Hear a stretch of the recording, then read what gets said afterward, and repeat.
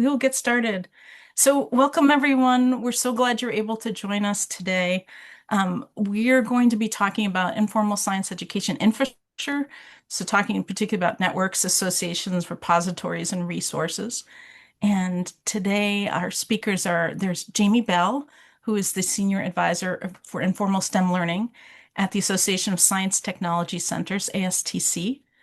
We also have Anita Krishnamurthi, who's the Senior Vice President for STEM and Youth Civic Engagement at After School Alliance. And I'm Catherine McCarthy from the National Informal STEM Education Network, NICE Network, and I'm based at Arizona State University. So, I'm sorry. Okay, so we're going to get started with a poll. And one of the questions about infrastructure we'd like to ask you all is, besides funding, what kinds of resources are you looking for? And so if Kim would open that poll, we have a few different categories here: curriculum activities, professional development, partners, peer networks, subject matter experts, best or promising practices, and other. If you're choosing other, that's great. Feel free to put check other in the poll and then add other to the chat. We'd like to hear what other things you are looking for. And so we'll just give you all a few minutes to fill out the poll. And thanks so much. This will help us with our discussion during the talks, but also at the end as well. So it's really helpful to hear what kinds of things people are looking for, and also uh, opportunities. Also, I see that in the chat, and any repositories about learning. So we're going to be talking about some of those repositories today. So that's great to hear that interests you. Okay, so, and Jamie, if you can take a screenshot of that slide, that would be great, of the poll. I did. Thank you. Great. We can close that first poll, and we have a second poll. Um, and this poll is, where do you currently look for resources? Kim, if you want to open that poll, it'd be great. Again, are you looking for professional associations for help, website repositories, journal articles, peer networks, or other kinds of places you are looking for resources? So thanks everyone for filling out the poll. It's very helpful. Revise, of course, yes. Thank you, Becky, for adding that. So, um, and Jeremy has other diverse sectors such as workforce groups, employers, and philanthropy. Yes. So thanks, Jeremy. Okay. It looks like most people have filled out the poll. So Jamie, if you grab a screenshot, that would be great. And then we can close the poll and move on. Okay. So our plan today is to, after the polls, Jamie is going to give a brief talk about Aztec and Resource Center, such as the NSF hubs. I'm going to give a brief introduction to NICE Network and a short tour of informal science education infrastructure. And Anita is going to talk about resources and networks for after-school STEM, and then we will break and have time for conversations. So I am going to turn this over to Jamie to start us out. And I should mention too, we are going to put some of the links in the chat as we go, but our slides are full of links, and so we didn't want to overwhelm you. So we will have the slides available afterwards with all the links. So please bear with us. We'll just put a few of the links in the chat for you.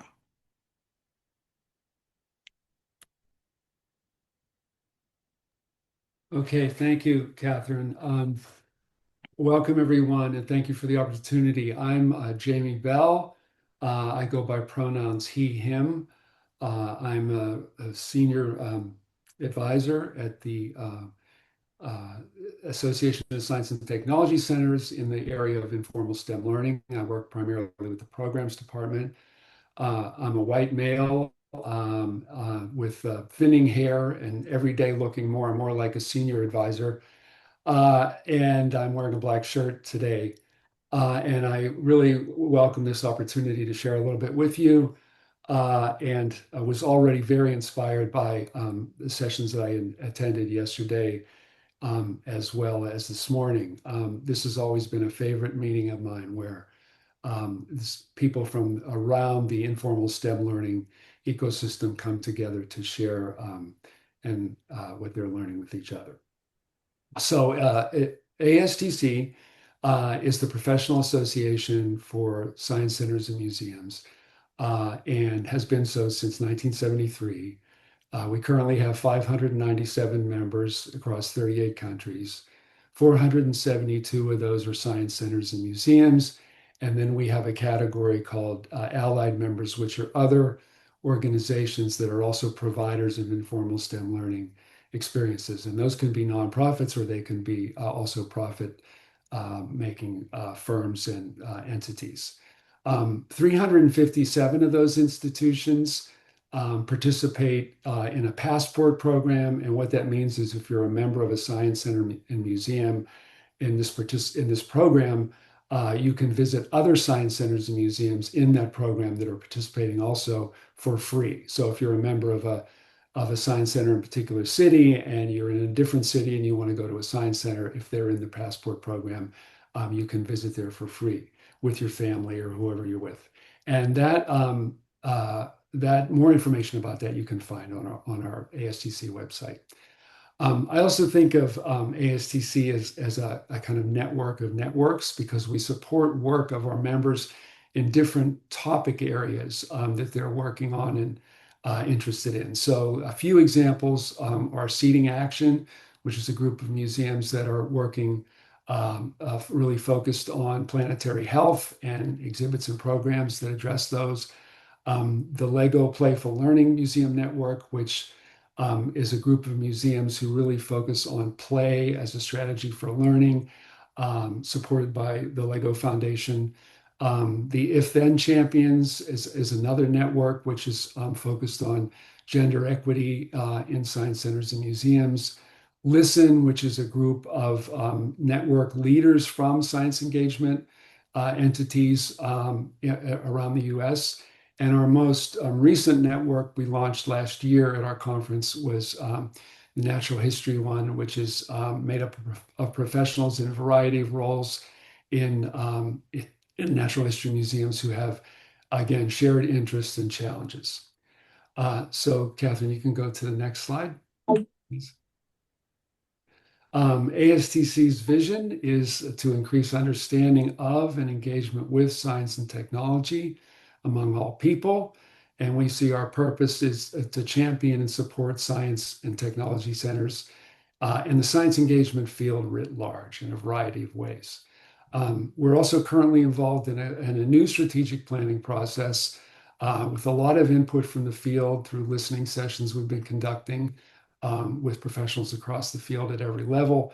And that'll be launched later this year. Our conference this year will be in September from the 16th to the 19th in Phoenix, Arizona, hosted by the Arizona Science Center. And thank you, Catherine. And so just to change directions a little bit here, you may know, hopefully know, that ASTC was also the host of the previous resource center for the AISL program, for the Advancing Informal STEM Learning program. And that was CASE, the Center for Advancing Informal Science Education. And we had the privilege and pleasure of hosting that center at ASTC from 2008 to 2023. During that time, we worked very closely with other resource centers, ones in the Division of Research and Learning, as well as other programs and divisions at NSF. And we were in regular communication about what we were learning about being a resource center that would serve the PIs and the projects in these programs. And I have a list here on the slide of some of the other resource centers, some of which have sunsetted already or in the process of sunsetting. And my purpose in listing these here with some links that you could visit later on is that the hosting institutions of these centers have committed to providing web space and pages for a lot of the resources that they've created over the years in support of these programs. So on these websites, you'll find research, you'll find materials, you'll find archives of events, and just generally an incredible wealth of knowledge that's been developed and with investment from NSF in these resource centers. And in preparing for today, I was thinking back to when I first started with CASE. And there was a time when, back in 2010, when there was an eager funded project to actually kind of look at this investment in resource centers that NSF was making. And in 2010, it wasn't completely clear yet what the value would be, but it started to come out just from interviews with the PIs in the programs as well as the program officers that there were three particular areas that would really where these resource centers would really provide value. And one was to provide the programs themselves and the program officers with a sense of the landscape of the type of projects they were funding and really get a handle on the areas of work that they were supporting. The second was really to connect people in projects so that they can learn from each other and really, have actual opportunities on a regular basis to come together and share. The third was really just to build knowledge for the STEM education and science education enterprise writ large in the ecosystem of STEM education. So whether it was formal or informal. And in CASE, we used to always say that, our roles were to, convene, connect, characterize what's happening in the field, and then communicate it out. And in different ways, all of these centers were doing that. I wanted to say also that in the informal realm, I was really impressed again from some of the sessions I attended yesterday.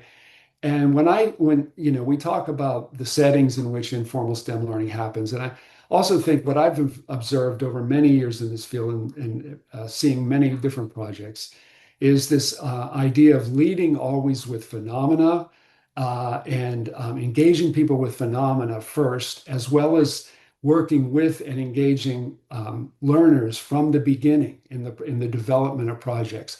Informal providers, people who design, evaluate, and research informal STEM learning, don't have the same constraints of people in schools and school systems. So they really have, I think, a privilege, opportunity, and also responsibility to really be innovative and creative in these ways to provide, again, phenomena and leading with those kind of things and working with audiences and learners from the beginning. I was at a physical therapy session yesterday where my physical therapist told me that his experiences with the La Brea Tar Pits here in Los Angeles and seeing the Challenger at the California Science Center were transformative experiences with him and how powerful they were. And I always hear those kinds of testimonies about these experiences. So next slide, Catherine, please. What ASTC has done since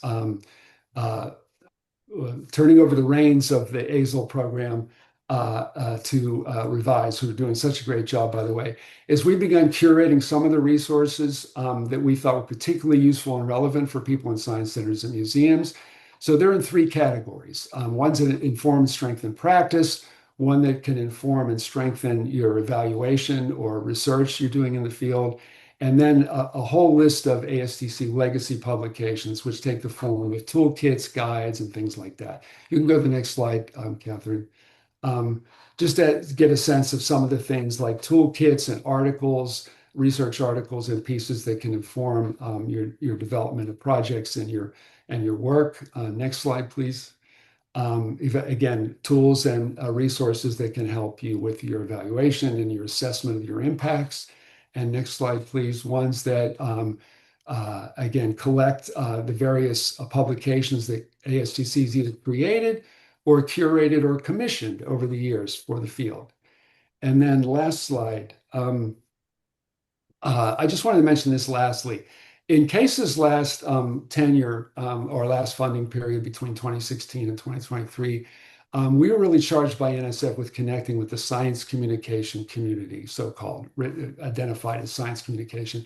And there are a number of links on this slide, which you're welcome to visit later, that are resources that many of which have just grown up or come on the scene over the last decade plus. And they're really valuable, great resources like newsletters, research digests, toolkits, manuals, training centers, open source books, a dashboard of training initiatives for those who are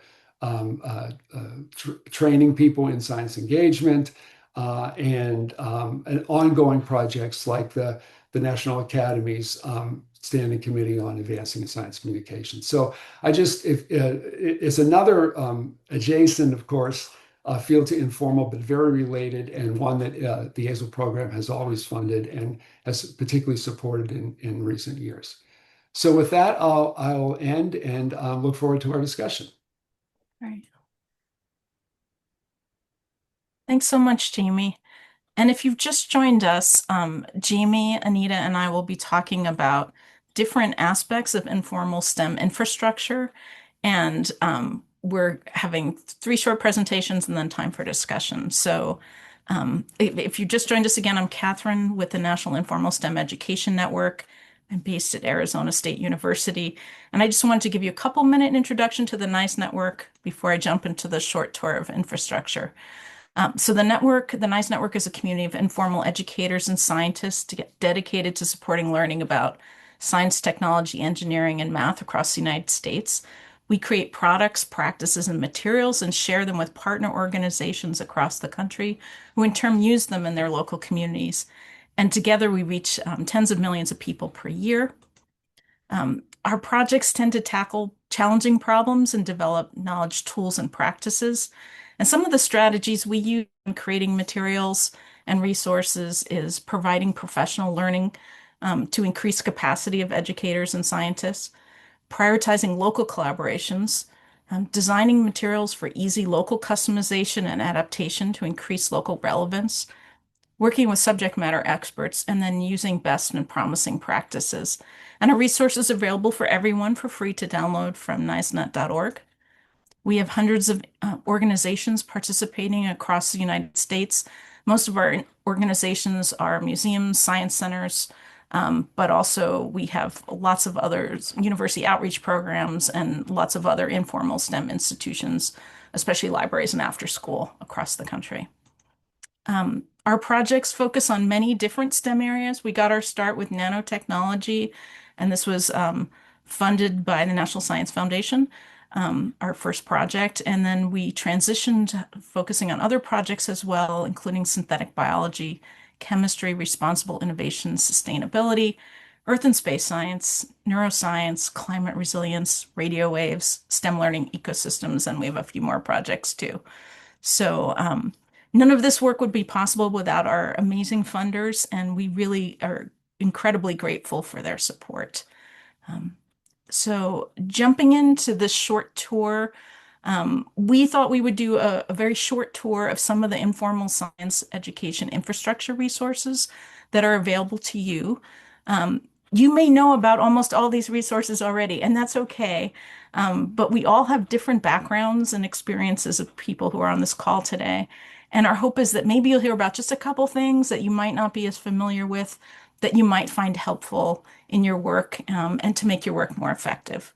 So we're just going to talk about networks and associations, some repositories for hands-on STEM activities, a few more infrastructure projects you should definitely know about, some evaluation and research resources, and publications. So some of the benefits of informal science education networks and associations is connecting practitioners and institutions so we can share expertise and collaborate with each other, and building our capacity to do that work.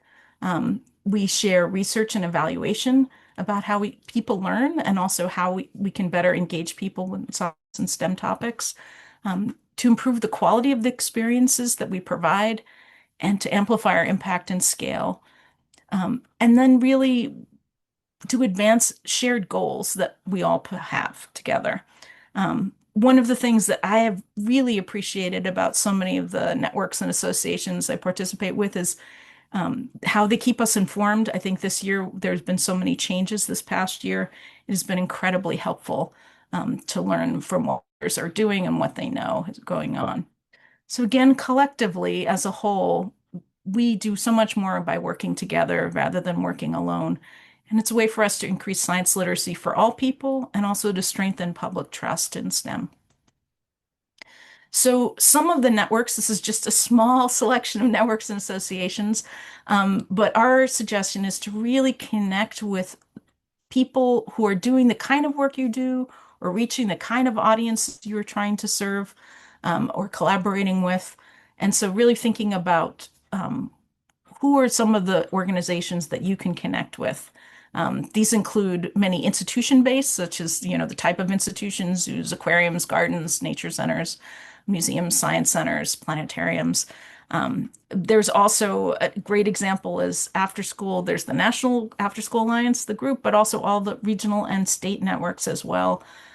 National Science Teaching Association is the same with the state networks. Um, Also, libraries, really powerful way to get involved, with American Library Association and StarNet Library Network. Some of the networks, and many people are here on this and at the meeting this week. National Girls Collaborative Project, NOKI, STEM Ecosystems Initiative, the Teen Science Cafe Network. There are a lot of these specific networks that can focus on a slice of the kinds of work you do or the audiences you serve. In terms of evaluation, Visitor Studies Association, American Evaluation Association has a lot of resources and a lot to offer. Also, if you're at a college or university doing broader impacts work, ARIS is definitely an organization to check out, and also citizen science organizations. There are a lot more out there. We also want to emphasize the power of local networks that are cutting across different sectors in your local community. These kind of community partnerships and collaborations, and also some of the more intensified STEM learning ecosystems are great thing to get involved with. I did want to call out the STEM Ecosystems Initiative. STEMecosystems.org has a lot of resources. For NISET, we have a lot of resources that we point to as well as some we've created. And then in terms of collaborations, there are a lot of great collaboration, partnership, and co-creation resources, co-creating with scientists and co-creating with community organizations and the public. And so there's a lot to check out there, that are existing resources. Um, Also, in terms of repositories for hands-on STEM activities, we really wanted to encourage people not to reinvent the wheel and go see what's already been created, and often has gone through intensive evaluation and efforts to improve it. Um, People are always asking us at NICE Network, we have something on a particular topic or we can recommend something. And some of the go-to places that I always turn to are, for multiple STEM topics. I always go to howtosmile.org. This is an amazing crowdsourced platform with thousands of activities. It's a great place to start looking. StarNet Library Network, of course, has a lot as well at their clearinghouse. If I'm looking for something on climate and energy, I always go to Clean First. NASA has a lot of Earth and space science resources, and there's a lot on making and engineering. Obviously, a lot of environmental education, and then also public media. So there are many more, but these are just a few examples of places you can get started when you're looking for a particular topic you want to focus on. Some other infrastructure projects you should know about if you don't already. One is Science Near Me. This is a location-based way to find opportunities for the public to engage in all different types of technology and engineering and math topics, and can be in person and online. And this is also really the big thing that's different from other kinds of databases is this is location-based. And this is something you can contribute to as well, your opportunities. Another is SciStarter, which is an online citizen science hub with a database of more than 1,500 citizen science projects, which is searchable by location and topic. Also a great way, both of these are to extend experiences that you already might offer through your programs and connect with both these repositories. So a couple people were mentioning the interest in research and evaluation resources. And of course, informalscience.org is a go-to place for searching through thousands of different kinds of different project descriptions, research materials, evaluation reports. I do want to point out you can definitely use the advanced faceted search filters.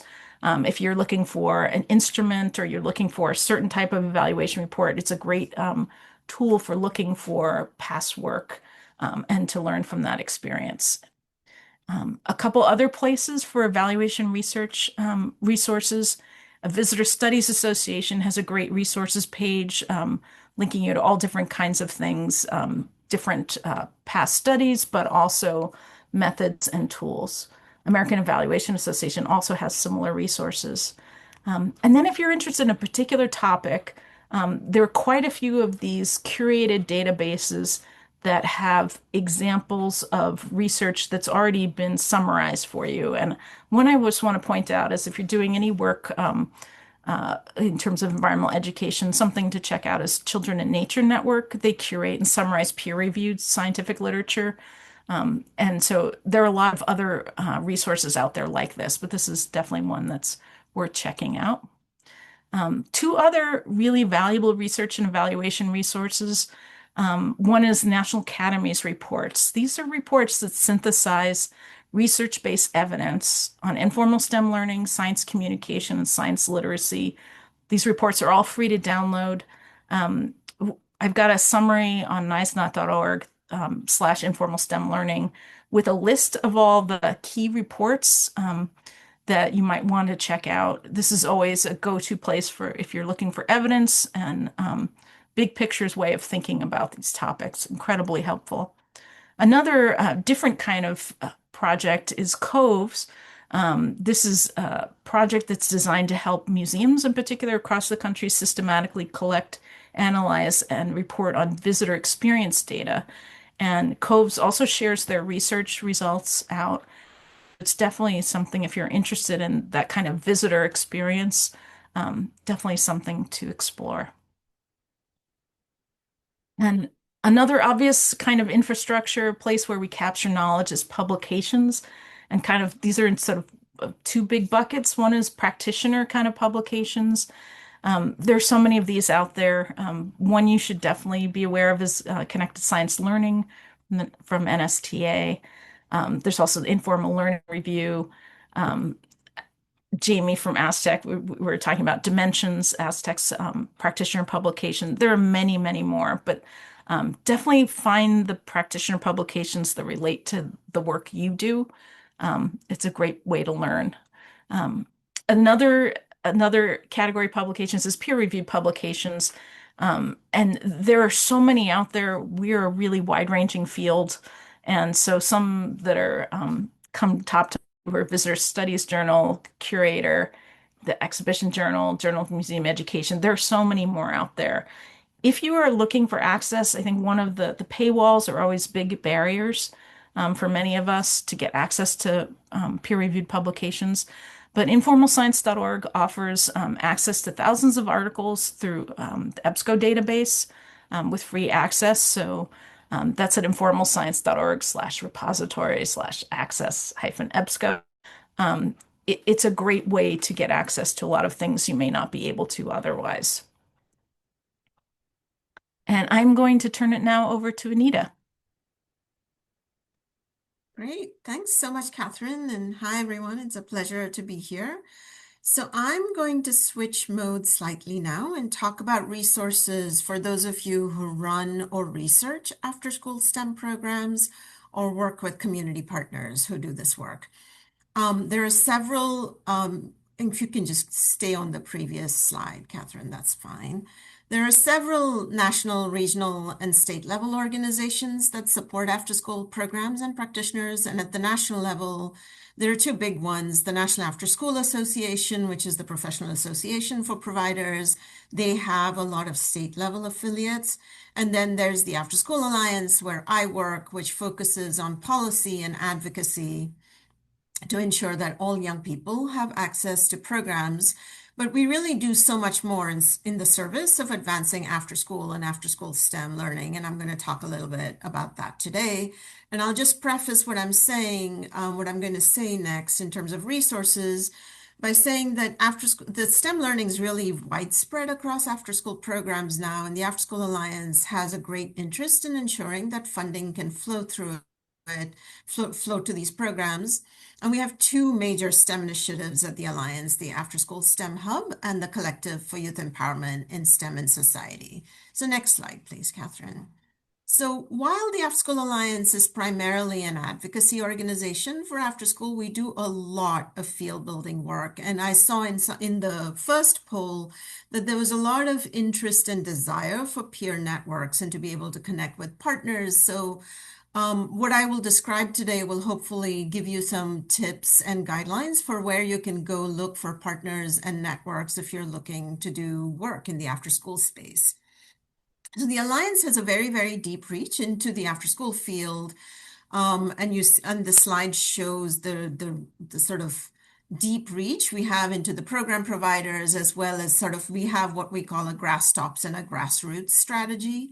And so we work with more than 28,000 program providers, and our mailing lists reach about 100,000 people. We work with 50 statewide after school networks, which is a really big resource to you all as well. If you don't know your statewide after school network leads and staff, it's really worth getting to know them because they understand the lay of the land in your particular state and region, and they are working to advance after school and do a lot of work on advancing STEM opportunities in their states. On the research side, we do some original research and also a lot of collation of research and impact studies to show what after school is and can achieve that can really help with making the case and proposals, etc. So we really try to work at the intersection of research and practice to inform our policy work. And I'll say a little bit about our broader organizational resources that may be helpful before I go on to our STEM specific ones. So next slide, please, Catherine. So as I said, we have a number of major initiatives at the After School Alliance, and I'll talk about two in particular here that are not STEM specific, which is the America After 3 p.m. Research study that we conduct every 5 years and our Lights On After School campaign. Next slide, please. So the After School Alliance conducts a big research study of about 30,000 households every 5 years called America After 3 p.m. The data we generate from these household surveys are really widely used in a lot of different settings. So it's very likely that any numbers you see used or quoted about after school demand, access, how STEM is present in after school, et cetera, comes from this data set and the reports we produce. The research team at the Alliance just released the main report in October of 2025 from our last set of data collection in spring of 2025. And I'm now working on the STEM special report, which will be out this August. Next slide. We conduct research and do a lot of program provider surveys and voter polls, etc. We also collect and collate a lot of information from journal articles and literature and from the research literature, as well as from program evaluation reports that you can check out. And we've got them categorized in a few different ways that you see on this slide. And as I think Stephen said, these slides will be shared, so you can grab all these links later as well. Next slide. So moving on to our STEM specific work, as I mentioned at the beginning, we have two main initiatives, the After School STEM Hub and our Collective for Youth Empowerment in STEM and Society, or CES. The After School STEM Hub is a coalition of organizations across the country that have a common agenda of advancing after school STEM. We do a lot of field building work and at the intersection of practice and research to inform our STEM policy and advocacy work. And the members in the hub range from large national associations and networks to individual researchers, as well as university education departments. We develop and publish a lot of policy briefs, as well as research and evidence-based talking points and messages that you can use to make the case for the importance of after school and informal learning much more broadly. And since storytelling for impact is a big theme of this particular conference, I would really encourage you to check out everything that we have on the Hub's sort of advocacy toolkit website, which I'll point to in the next slide, that can really help you see what kinds of researched and tested talking points really land with with different audiences. So as this slide shows, we have a plethora of resources that include our own research reports, as well as publications that translate research for practitioners and advocates on our website, along with messaging narrative frames and talking points. We also have photos and videos and graphics, tips on social media, and so much more that you can use to really tell your story in as impactful a way as possible. The photo that you see here on this slide is a publication we produce every quarter called the After School STEM Quarterly Research Review, or the ASQRR. And what that does is take a look at some of the most recent publications. We usually pick about 2 or 3 every quarter based on a particular theme, and then summarize that, but also really draw out the implications for policy as well as practice. And in case of interest, we also conduct quarterly youth focus groups, and we always welcome people to reach out to us to let us know if you have particular questions or issues that you'd really like teenagers to sort of respond to. If there's a research question you have in mind, a curriculum that you are interested in having some youth feedback on, etc., we are always open to ideas and suggestions for questions and topics that you'd like some youth and teen perspective on. We also have a practitioners advisory group. As I said, we really try to work at that intersection of practice and research to inform our policy and advocacy work. And we recruit a new annual cohort of practitioners of about 12 to 15 practitioners every year to serve as advisors. Next slide, please. We also, about a year ago, we partnered with the STEM learning ecosystems that Catherine mentioned during her presentation, as well as the STEM Education Coalition, to organize a monthly 30-minute knowledge sharing webinar that aims to really support the STEM education community to become knowledgeable and aware of the policy landscape and how that impacts the larger STEM education community. We tend to focus primarily on the K-12 space, but not exclusively. So we certainly talk a lot about how the policy changes are affecting STEM education research, as well as some issues related to higher education and STEM learning in the higher education space. We very recently, just at the end of January, also just launched an advocacy community hub called the STEM Talk Advocacy Hub that people can join to access resources, allies, and get their questions answered by experts in the advocacy and policy space. Next slide, please. So CS is the more recent of our STEM initiatives. It's now about 2.5 years old, and it really aims to build on the prevalence of STEM offerings in after-school programs. America After 3 tells us now that what parents tell us is about 75% or more of after-school programs offer STEM in some way, at least weekly and often many times a week. So this has become really widespread. Parents are demanding it. They are mostly satisfied with the kinds of offerings in these programs. So it's a huge opportunity to really reach young people where they are. And there's an increasing attention being paid to youth voice in the after-school community. And what that really means is youth-driven work in after-school programs.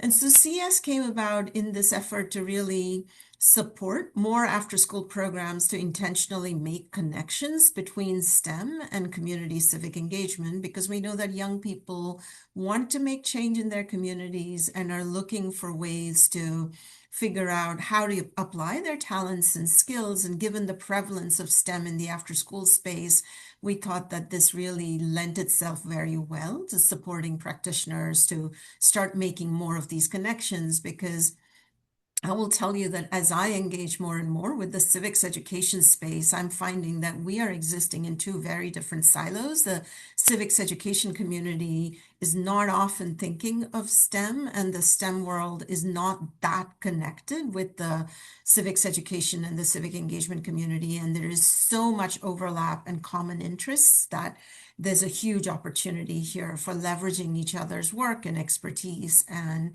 making the sum be much bigger than the parts. So next slide, please. CS is more practitioner and youth facing than the hub. So we have a lot of resources that you can check out. The URL at the top, the cs.org/projects, if you go to that webpage, you'll find a whole lot of the links that are listed on this page and more. And generally, you'll find examples of models. Somebody said that, at the beginning in one of the poll questions about examples that they're looking for. CS is a community of practice. So if you're looking for a peer network of people doing this kind of work, reach out to us. There's just a lot that you can check out. Next slide. Now I'm going to go back to something that the After School Alliance does, which I think you might be interested to know a little bit more about. Nothing makes the case for your program like showing it in action. So really inviting your community members, the media, and policymakers in to see your programs and interact with the participants is more powerful than almost anything you can do. And Lights On After School is an annual grassroots campaign that the After School Alliance organizes to celebrate after-school programs and their important role in the lives of children, families, and communities. And every year, nearly 8,000 programs open their doors to showcase their work, bringing together more than 1 million people to celebrate the importance of after-school. Parents and youth, school and community leaders, governors, members of Congress, so many others take part in the celebration. It's a wonderful way to really showcase what you already have going on and how much you're contributing to the community. Next slide, please. And one of the biggest tips we try to drive home about Lights On After School is that it really can be anything you want it to be. And some of the most common types of events are open houses and rallies and student showcases. It can be as small as you want or as big as you want. On our website, we have a searchable event database for inspiration. You can filter events by type, theme, difficulty levels, etc., to see what kind of model might work best for your programs. Lights On can and really should be built around your own program's goals and needs. Think about who you're trying to reach, what you want to showcase, and don't be afraid to get creative. So next slide, please. So finally, the three of us have spoken a lot about various resources, and Catherine hinted at some of the work at the National Academies. So we really wanted to make sure you're aware of the work on informal STEM learning conducted by the Board on Science Education at the National Academies, and a couple of recent events in particular. Their convenings and reports are always really influential and worth paying attention to. There was a convocation held in June of 2025, which really aimed to start laying the groundwork for a follow-up of the very influential Learning Science in Informal Environments study, LSIE, in 2009. It's hard to believe that it's been more than 15 years since that very seminal publication was released. So this convocation began to sort of explore how far we've come, what needs to be discussed, and really laid the groundwork for a consensus study that NSF has now funded and that will begin later this year. And this study will characterize the state of informal STEM learning, including who supports learning, the nature of programming and learning, what new areas of importance have emerged in the field, where there's been more growth, where the infrastructure is, what is still needed, etc. So definitely encourage you to read the report from the convocation and keep an eye out for this consensus study. They will be appointing about 14, 15 experts to carry out this study over a period of 18 months. They expect it to begin this summer, I believe, and conclude towards the end of next year. So a lot going on, and it's a really exciting field to be a part of. And as you've heard from the three of us, there is a lot of support and resources out here for anyone who might be just starting out. And we encourage you to reach out to any of us. And I will end with my last slide, which shows you how you can stay connected with me and the initiatives that I have described. But Jamie and Catherine have also provided all of their information. So I'd encourage you to reach out to any of us if you have any questions. And with that, I will close and turn it back to Catherine.